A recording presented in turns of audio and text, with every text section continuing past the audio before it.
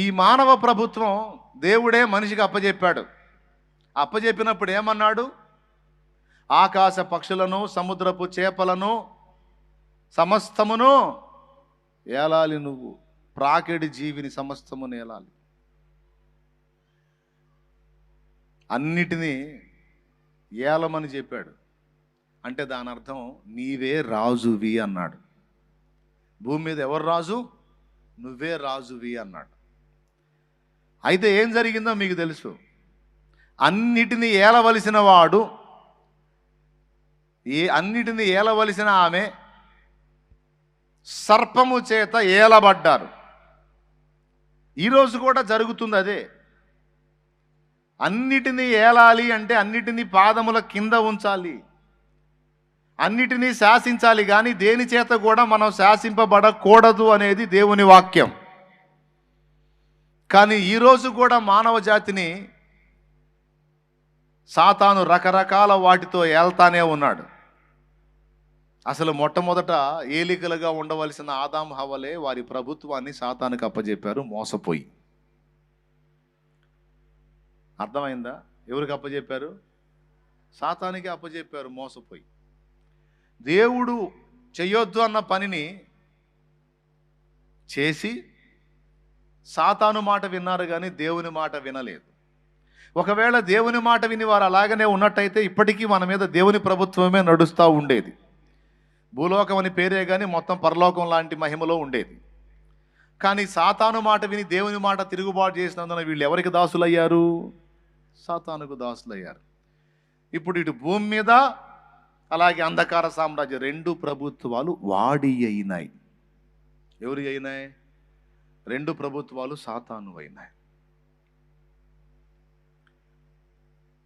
అందుకే యేసు ప్రభు సైతం సాతాను ఏమన్నాడు తెలుసా? ఇదిగో లోకాధికారి వచ్చుచున్నాడు అన్నాడు.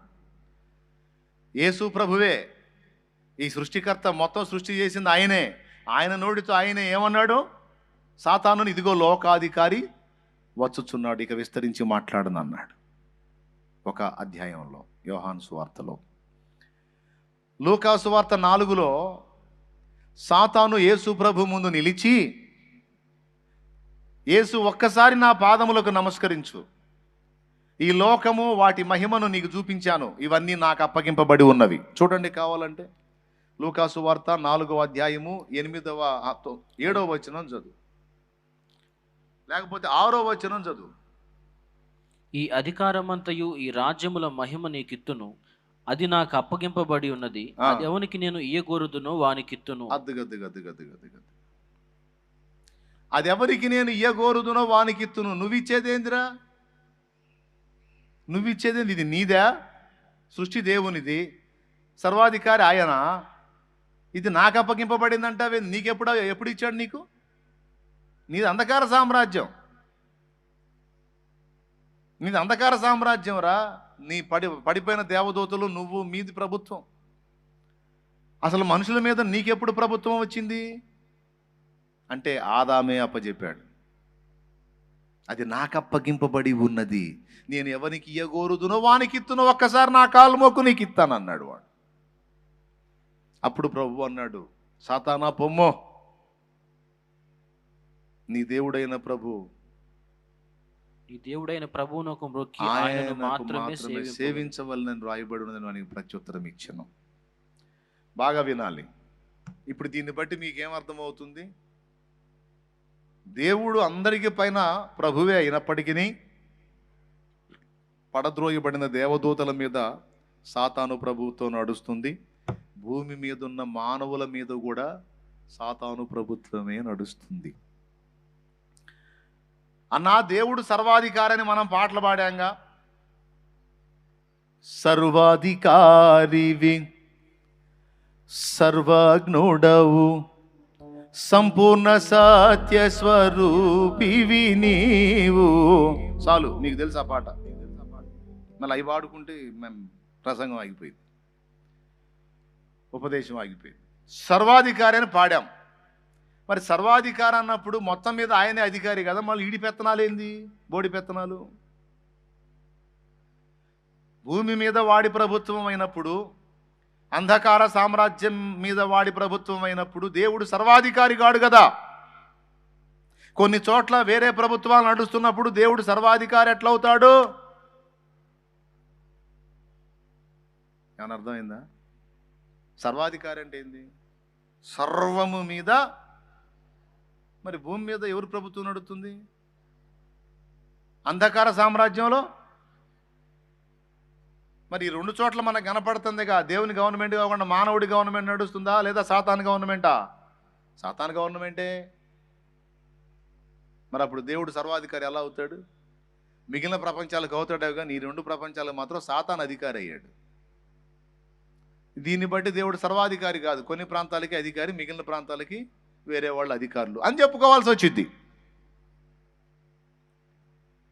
కానీ అలా కాదు. దేవుడు చూడండి, వాళ్ళకి ఇవ్వబడిన పరిధిలో దేవదూతలకును, వాళ్ళకి ఇవ్వబడిన పరిధిలో మానవులకును దేవుడు స్వేచ్ఛనిచ్చాడు. ఆ స్వేచ్ఛను ఒక పరిధిలోనే ఇచ్చాడు. అర్థమైందా? ఒక పరిధిలోనే ఇచ్చాడు. అది దాటి మానవుడు కానీ, దేవదూత కానీ, కెరూబు కానీ, శరాబు కానీ దాటి రావడానికి లేదు, దాటి క్రియ చేయడానికి లేదు. ఫర్ ఎగ్జాంపుల్, ఏబును శోధించడానికి అపవాదిని మనం ఒకసారి చూద్దాం. ఏబుని శోధించడానికి వాడు పూనుకున్నాడు. పూనుకున్నప్పుడు వాడికై వాడు, మరి భూమి మీద వాడి పెత్తనమేగా, డైరెక్ట్గా పోయి అటాక్ చేశాడా? చేయలే. పర్మిషన్ ఎవరిని అడిగాడు? అదేంది, పెత్తనం వాడిదిగా, భూమి మీద పెత్తనం వాడిదిగా, మళ్ళీ దేవుడి దగ్గర పర్మిషన్ అయింది. ఇక్కడే కొంచెం మనం వివేచించాలి. ఏంటంటే దేవుడి సర్వాధికారం ఎప్పుడూ రద్దు కాదు. ఆయన ఎప్పుడూ సర్వాధికారే. భూమి మీద మానవులకు స్వేచ్ఛనిచ్చిన, పడద్రోయబడిన దేవదూతలకు స్వేచ్ఛనిచ్చిన నిర్ణీత పరిధిలోనే వాళ్ళకి అవకాశం ఉంది, కానీ ఆ పరిధులు దాటి వాళ్ళకి ఇష్టం వచ్చినట్టు చేయటానికి లేదు. అర్థమైందా? దెయ్యాలు ఏమని మొత్తుకున్నాయి? సర్వోన్నతుడైన దేవుని కుమారుడా, మమ్మను నశింపజేయవచ్చితివా? మమ్మల్ని వెళ్ళగొట్టిన ఎడలా పాతాళమునకు పంపించొద్దు, పాతాళమునకు పంపించొద్దు, పందుల్లోకి పోని అన్నాయి. కానీ ఏమనాలా? నీ పెత్తనం ఏందయ్యా మా మీద? మా అధికారి సైతాను కదా, మా ఇష్టం వచ్చినట్టు చేస్తాం, మా ఇష్టం వచ్చినట్టు తిరుగుతాం అనాలి. అల్లా ఎందుకు? వాటికి స్వేచ్ఛ ఇవ్వబడింది, మానవులకు స్వేచ్ఛ ఇవ్వబడింది, కానీ నిర్ణీత పరిధిలోనే ఇవ్వబడింది. దాన్ని దాటి అవి కానీ మానవుడు కానీ పని చేయడానికి లేదు. తనను వెదుకు నిమిత్తము నిర్ణయ కాలమును నివాస స్థలముల యొక్క పొలిమేరను ఆయన ఏర్పరిచి ఉన్నాడు అనుంది అపోస్తలుల కార్యం 17వ అధ్యాయము. మానవులకు ఒక పరిధి నిర్ణయించాడు, దేవదూతలకు కూడా ఒక పరిధి నిర్ణయించాడు. అది దాటి ఎవ్వరు కదలటానికి లేదు. ఇప్పుడు చెప్పండి, సర్వాధికారి ఎవరు? దేవునికి చప్పట్లు కూడా చెప్పానే. ఆ హద్దులు దాటారనుకో, ఎవరైనా మానవులైనా దేవదూతలైనా హద్దులు దాటారనుకో, వెంటనే రంగంలోకి వస్తాడు. నీకు ఇచ్చిన పరిధి అంతవరకు దాటి వచ్చాను, పగిలిపోద్ది మొఖం అనుకుంటూ వస్తాడు లైన్లోకి. ఇప్పుడు ఏబు దగ్గరికి పోయి ఏబుని అటాక్ చేయడానికి ముందు ఎవరి దగ్గర పర్మిషన్ తీసుకోవాల్సి వచ్చింది? రైట్. దురాత్మ ఒకటి వచ్చి సౌలును వెరపించడానికి ఎక్కడికి పోయి పర్మిషన్ తెచ్చుకోవాల్సి వచ్చింది? దేవుని దగ్గరికి పోయి. యెహోవా యొద్ద నుండి దురాత్మ ఒకటి వచ్చి సౌలును వెరపింపగా, 1 సమూయేలు గ్రంథము. దేవుని దగ్గర నుంచి దెయ్యం రావటం ఏందని డౌట్ వచ్చింది. చూడండి, సమూయేలు 1 గ్రంథము 16వ అధ్యాయము 14వ వచనం నుంచి చూడు.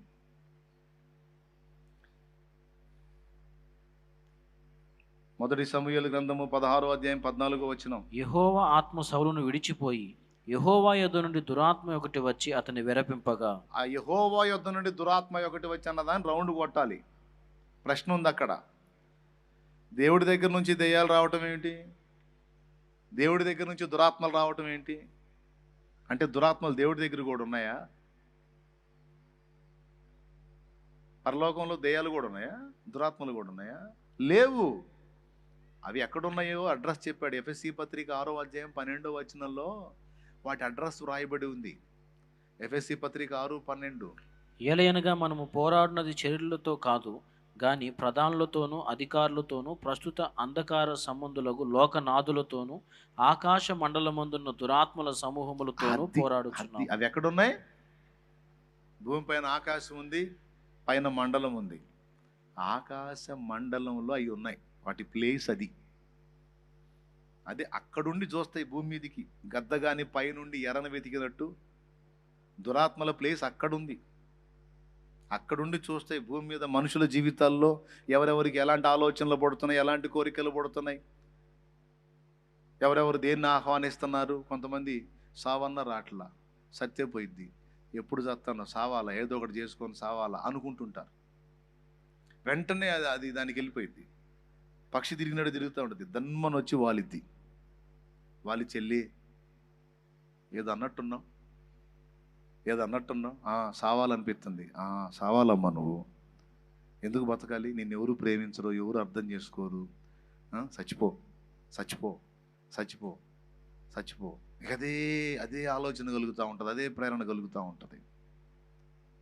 వచ్చింది గ్రద్ద వాలింది ఇంటి మీద, కోరావుగా కోరిక,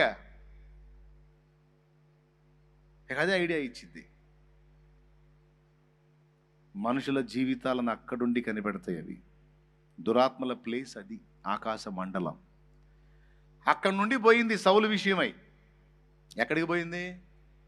దేవుని దగ్గరికి పోయింది. ఎందుకు పోయింది తెలుసా? సౌలును వెరపించడానికి పర్మిషన్ కోసం పోయింది. సౌలు సామాన్యుడు కాదు, మరి ఇశ్రాయేలుకు రాజు, మొదటి రాజు, యెహోవా ఆత్మాభిషిక్తుడు, దేవుని ఆత్మాభిషిక్తుడు. కానీ దయ్యానికి లోపడుతున్నాడు. ఇప్పుడు దయ్యం పర్మిషన్ తెచ్చుకుంది పోయి, అయ్యా పేరుకి రాజు నీ భక్తుడే కానీ అన్ని నా మాటలే వింటున్నాడు, నీ మాట వినట్లేదు, ఇంకెందుకయ్యా నీ ఆత్మ నుంచి ఆయన మీద, ఆ ఆత్మను తొలగించు, నేను ఎంటర్ అవుతా అని రిక్వెస్ట్ చేసుకుని దేవుని ఆత్మ సౌలుని విడిచిపోగా దురాత్మ యెహోవా యొద్ద నుండి దురాత్మ ఒకటి వచ్చి సౌలును వెరపింప మొదలుపెట్టింది. అంటే భూమి మీద మానవుడు ఆదామైన వాడు అధికారం అప్పజెప్పినా అందరి మీద పూర్తిగా పెత్తనం చేయడానికి లేదు. సైతానికి, దురాత్మలకి, దయ్యాలకి అమ్మ ఆ ఛాన్స్ ఇస్తే మొత్తాన్ని ఎప్పుడో నాశనం చేసేయి. ఆ ఛాన్స్ ఇవ్వలా. అడ్డు తగులుతూ ఉంటాడు కొన్ని చోట్ల. ఫర్ ఎగ్జాంపుల్, చిన్ననాటి నుంచి ఈ రోజు నువ్వు బాప్తీసం పొందావు, ఈ రోజు నువ్వు దేవుని బిడ్డవయ్యావు. దాదాపు కొంతమంది 20 ఏళ్ళకి, కొంతమంది 30 ఏళ్ళకి, కొంతమంది 40 ఏళ్ళకి, కొంతమంది 50 ఏళ్ళకి కూడా దేవుడు నమ్ముకున్న వాళ్ళు ఉన్నారు. కొంతమంది 60 ఏళ్ళకి. మా నాన్న అయితే ఇంచుమించు 65 నుంచి 70 సంవత్సరాల మధ్యకాలంలో ప్రభువుని తెలుసుకున్నాడు. ఇప్పుడు అయ్యావు నువ్వు దేవుని బిడ్డవి. కానీ నీ చిన్నతనం నుంచి జ్ఞాపకం చేసుకో, ఎన్నోసార్లు సాతాను నీకు మరణాన్ని తీసుకొచ్చాడు, శత్రువు నీకు మరణాన్ని తీసుకొచ్చాడు, అయినా నువ్వు చావలా. చావు అతి సమీపంగా పోయింది. కరెంట్ రూపంలో వచ్చింది, నీళ్ల రూపంలో వచ్చింది, యాక్సిడెంట్ రూపంలో వచ్చింది, విషసర్పాల రూపంలో వచ్చింది, రకరకాల రూపాల్లో వచ్చింది, జబ్బు రూపంలో వచ్చింది, రోగం రూపంలో వచ్చింది, తెగులు రూపంలో వచ్చింది, చాలా రకాలుగా వచ్చింది చావు నీ దగ్గరికి. అయినా నువ్వు చావలా. ఎందుకని? ఎందుకు? దేవుడు నిన్ను చావనివ్వలా. ఆ చావు నీకు రాకుండా నీ పసిప్రాయం నుంచి నిన్ను వెంటాడుతూనే ఉన్నాడు. నువ్వు పూర్తిగా లోకంలో ఉన్నప్పుడే, పాపంలో ఉన్నప్పుడే, శాపంలో ఉన్నప్పుడే, అంధకారంలో ఉన్నప్పుడే నిన్ను వదిలిపెట్టలా. ఆయన వెంటాడుతూనే ఉన్నాడు నిన్ను నీడలాగా. ఒక పక్క శత్రువు నిన్ను దెబ్బగొట్టాలని, నిన్ను కాజేయాలని చూస్తూ ఉన్నాడు. నా విషయంలో అదే జరిగింది. ఎన్నోసార్లు మరణకరమైన ఆపదలు ఎన్నో నన్ను చుట్టుముట్టాయి. ట్రాన్స్ఫారం వాళ్ళ మెయిన్ లైన్ నుంచి ట్రాన్స్ఫారం ఉంటుంది కదా, దీనికి దానికి ఎల్గా ఒక లింక్ కొడతాడు, ఎల్ లింక్ ఒకటి కొడతాడు ఆ మెయిన్ లైన్ నుంచి ట్రాన్స్ఫారానికి. ఐడియా ఉందా? ఆ ఎల్ షేప్లో లింక్ కొట్టే తగిలింది నాకు. స్పాట్ అయిపోవాల్సింది అక్కడికక్కడే.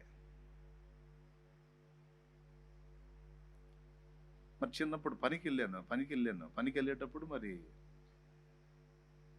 13 ఏళ్ళకి చదువు బ్రేక్ చేసి కుటుంబానికి సపోర్టివ్గా పని చేయాల్సి వచ్చింది.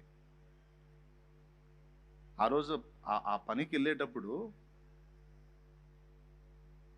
చెప్పు దిగిపోతే సీల కొట్టుకుంటున్నా, తోలు చెప్పుకి సీల కొట్టుకుంటూ మా అమ్మ అంది ఆ రోజు మార్నింగ్ పనికి వెళ్ళేటప్పుడు, అయ్యా పనికి వెళ్ళిరా, నేను నీకు కొత్త చెప్పులు తీసుకుంటాలే, స్లిప్పర్స్ తెచ్చుకుందు కానీ ఆ తెగిపోయిందని ఏం బాగు చేసుకుంటావు, పోయి ఆడపడేసిపోయా, ఇవాళకి పోయిరా అంది. మా అమ్మ మాటినట్టయితే ఆ రోజే పోయేవాడిని. మా అమ్మకు తెలియదుగా నాకు మూడింది ఆడని. ఆమెమనుకుంది పాపం తెగిపోయినాయి, అబ్బాయి చెప్పులు తెగిపోయినాయి, కొత్తవి తెద్దాం అనుకుంది. పోయిరాయా, ఈ ఒక్కరోజుకు పోయిరాయా, సాయంత్రం తెచ్చుకుంది కానీ అంది మా అమ్మ. ఏడా ఉంది అడగండి, అదిగో దేవుడి దయ వల్ల.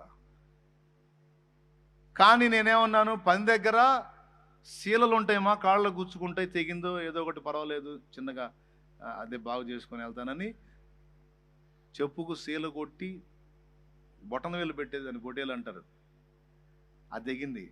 దాన్ని మళ్ళీ సెట్ చేసుకుని శీల కొట్టుకొని వెళ్ళా. ఆ రోజు నిజంగా చెప్పులు వదిలిపెట్టి వెళ్ళినట్టయితే షాలేం రాజు అనేవాడు మీకు ఇప్పుడు కనపడేవాడు కాదు. 13-14 ఏళ్లలోనే అవుట్.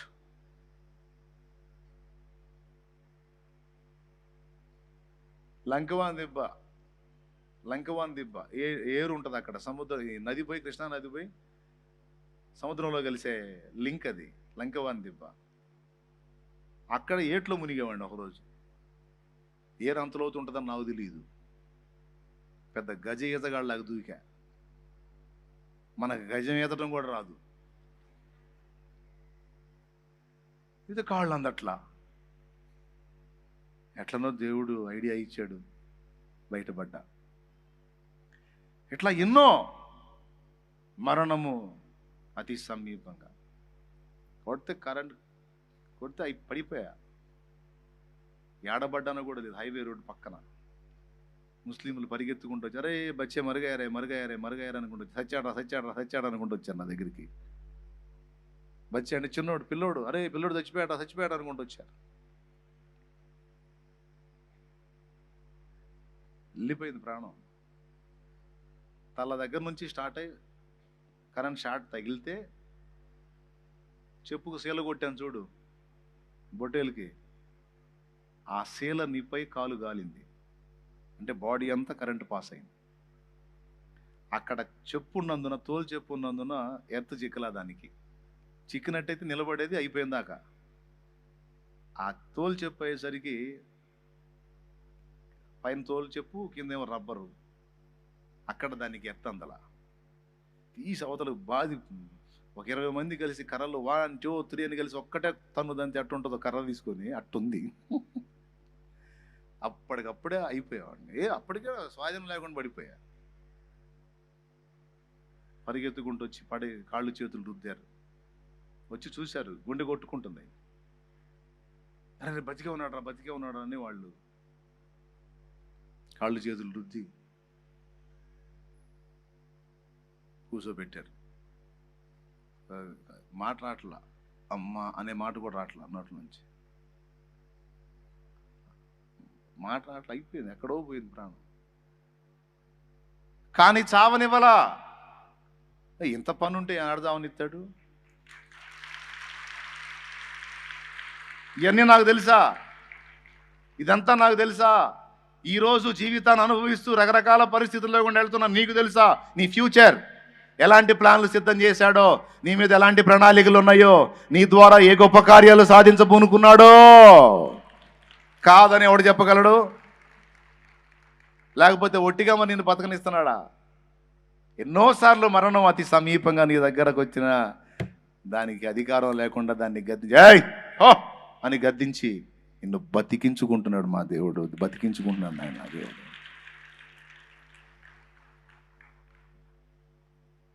ఒకసారి కూర్చొని ఏడ్చుకుంటా, అప్పుడే పోయేవాడిని పిల్లోడుగా ఉన్నప్పుడు, ఏదైనా ఇంతకాలం బతికించు, ఇందుకేనా ఇందుకేనా? సర్వాధికారం అన్నది తిరుగులేని సత్యం. వారికి ఇవ్వబడిన స్వేచ్ఛను బట్టి తాత్కాలికంగా కొంత పెత్తనం ఇచ్చిన భూమి మీద కానీ సమస్త దూతల మీద కానీ అన్నిటిపైన ఆయన సర్వాధికారే, ఎప్పటికీ సర్వాధికారే. మన అభిప్రాయాలకి, దేవదూతల అభిప్రాయాలకి స్వేచ్ఛనిచ్చాడు కానీ వాళ్ళ ఇష్టం వచ్చినట్టు మన ఇష్టం వచ్చినట్టు చేయడానికి అధికారం లేదు. అది ఇక్కడ పాయింట్. అర్థమైందా? దేవదూతలకైనా సైతానికైనా వాడి ఇష్టం వచ్చినట్టు చేయడానికి లేదు. కొన్ని పరిధులలోనే చేయాల. మనుషులమైన మనం కూడా మన ఇష్టం వచ్చినట్టు చేయడానికి లేదు, కొన్ని పరిధులలోనే చేయాల. ఎక్కడో చోట ఎంటర్ అవుతానే ఉంటాడు ఆయన. దేవునికి మహిమ. మొన్న బూత్లోకి వెళ్ళి ఓట్లు వేశారు, రేపు ఎల్లుండి వచ్చి దాగండి. దేవునికి స్తోత్రం. ఎవరి మెదళ్ళు ఎడితిప్పాడో మనకు తెలీదు, ఎవరి మెదళ్ళు ఎడితిప్పాడో తెలీదు, ఎవరు ఆలోచనలు ఎడితిప్పాడో తెలీదు, ఎవరు ఎటేద్దాం అనుకుని ఎటేశారో, ఏది నొక్కబోయి ఏది నొక్కారో తెలీదు. కానీ అన్నిటి మీద ఆయన సర్వాధికారి అయి ఉన్నాడు. హల్లెలూయా. గట్టిగా చెప్పుమా. అది అసలు సంగతి. ఏబును చంపే విషయంలో అవకాశం ఇచ్చాడా? అతని ప్రాణమును మాత్రం ముట్టవద్దు, అతని కలిగిన సమస్తాన్ని నీకు అప్పగిస్తున్నా, నీ చేతనైంది చేసుకో, అతని ప్రాణాన్ని మాత్రం ముట్టొద్దు అన్నాడు. అంటే పర్మిషన్ ఇవ్వాల. ఏబు దగ్గరికి రావాలంటే దేవుని పర్మిషన్ కావాలి, సౌలు దగ్గరికి రావాలంటే దేవుని పర్మిషన్ కావాలి, అహబు రామోత్ గిలాదు మీదికి పోయి అక్కడ యుద్ధంలో చావాలి అంటే దేవుడి పర్మిషన్ కావాలి, దెయ్యం వచ్చి అహబును శోధించడానికి. టోటల్గా సర్వాధికారి దేవుడు.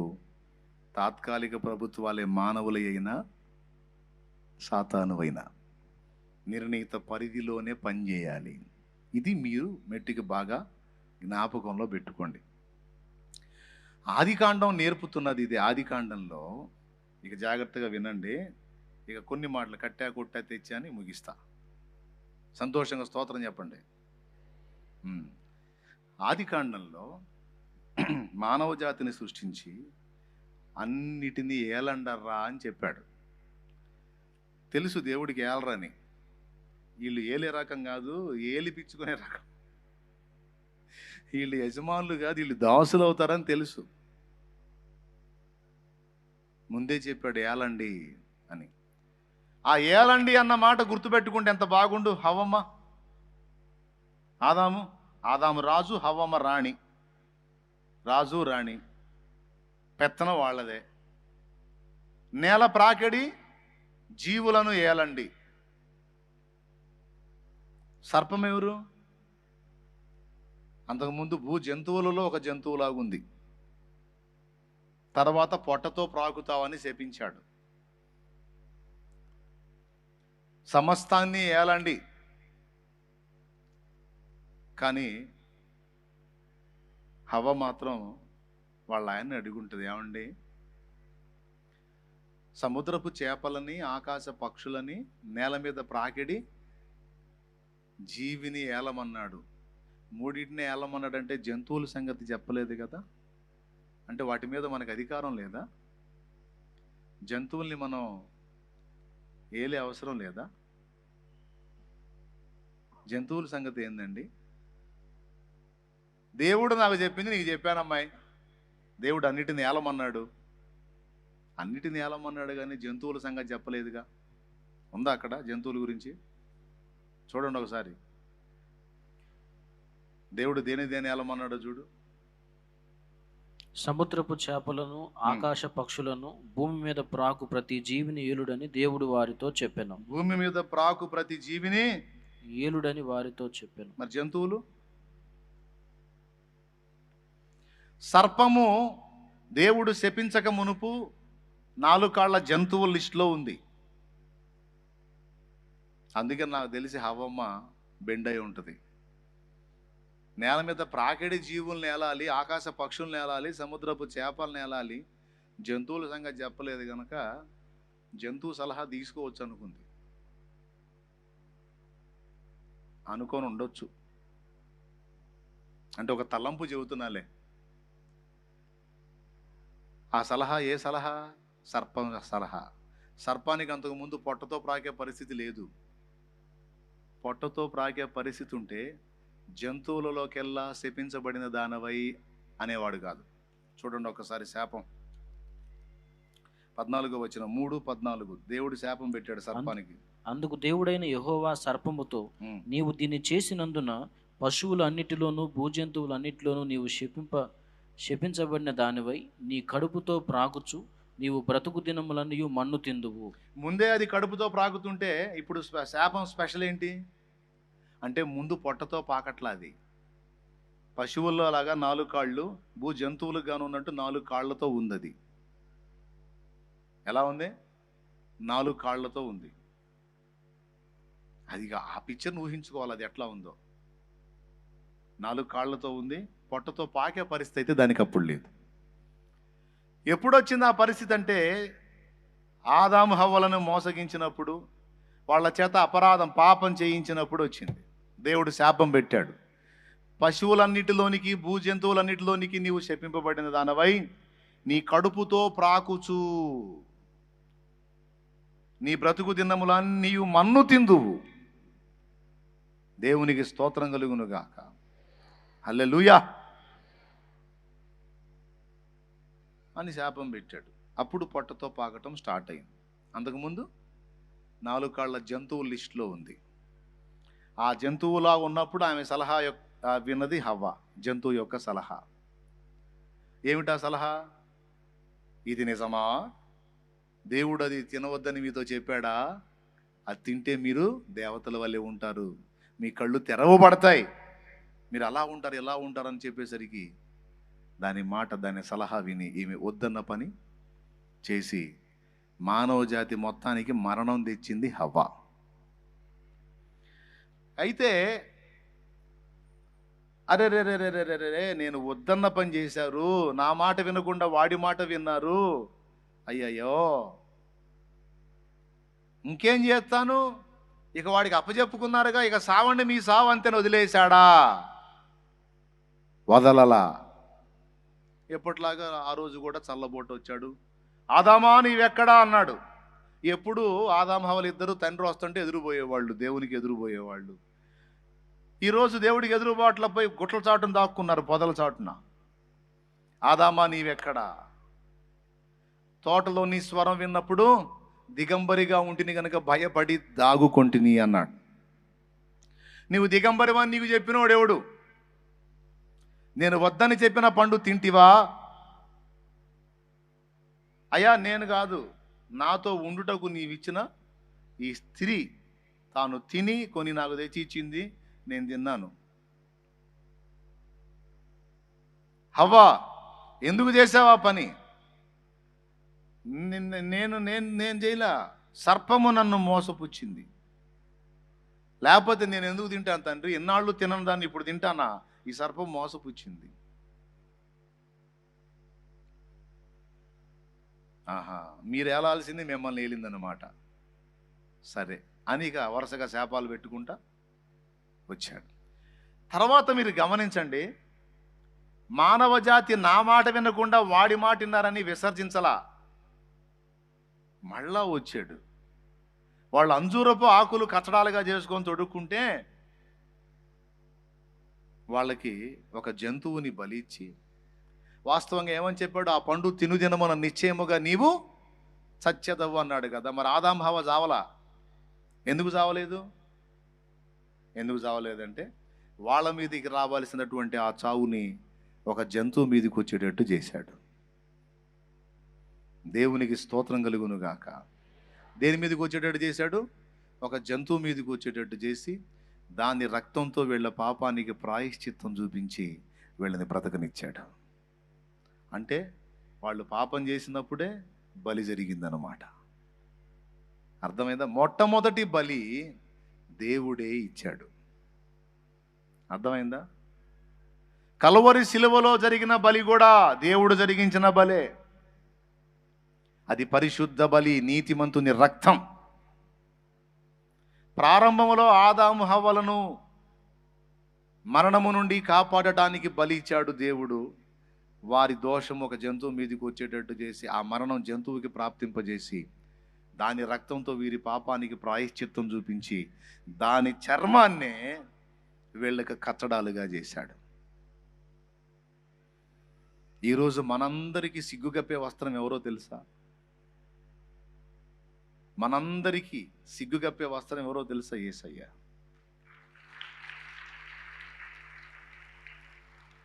యేసు అనే వస్త్రం మనం కప్పుకోకపోతే దేవుని ముందు నిష్ఠ దిగంబరులుగా నిలబడతాం. ఈరోజు దేవుని ముందు మన సిగ్గును గప్పి మనం తల ఎత్తుకొని నిలబడేటట్టు చేసింది ఎవరో తెలుసా? సాక్షాత్తు ప్రభు అయిన యేసుక్రీస్తు.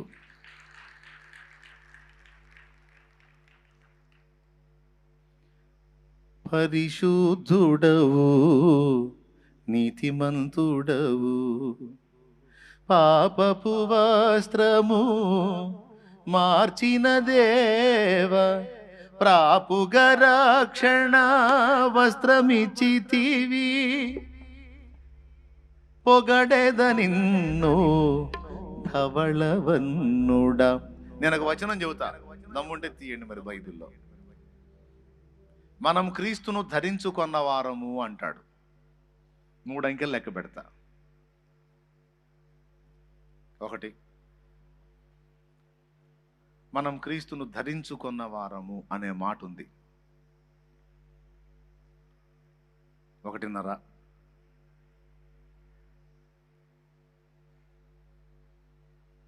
మన దేహపు సిగ్గుని కప్పడానికి ఈ వస్త్రం ఎలాగో దేవుని ముందుకు పోయి మనం నిలబడ్డప్పుడు మన బతుకులు మనం నిష్ఠ దిగంబరులుగా కనపడతాం. అలా మనం కనబడకుండా మనకు దేవుడే సిద్ధపరిచిన ఆ వస్త్రం ప్రభువైన యేసుక్రీస్తు. మనం యేసును ధరించుకున్న వారమని దేవుని వాక్యం సెలవిస్తుంది. 2,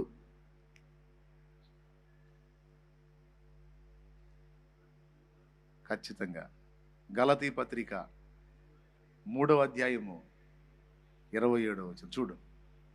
క్రీస్తులోనికి బాప్తిసం పొందిన మీరందరూ క్రీస్తును ధరించుకొని ఉన్నారు. అద్దుగో ధరించుకున్నారన్న మాట అండర్లైన్ చేయ కింద. ధరించుకోవటం ఏందండి? ఆయన ఏమన్నా వస్త్రమా? ఒక వస్త్రం మనం కప్పుకున్నప్పుడు మన దేహపు సిగ్గు కనపడకుండా ఎలాగ మొత్తం దాచబడుతుందో, తండ్రి అయిన దేవుని ముందు అపరాధభరితమైన పాపభూయిష్టమైన మన బతుకు కనబడకుండా కప్పునదే యేసు. అర్థమైందా బాబులారా?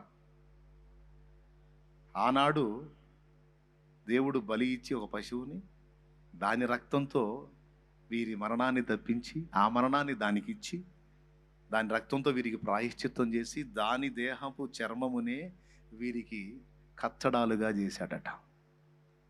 చర్మపు చొక్కాయలు చూస్తారా? ఆదికాండం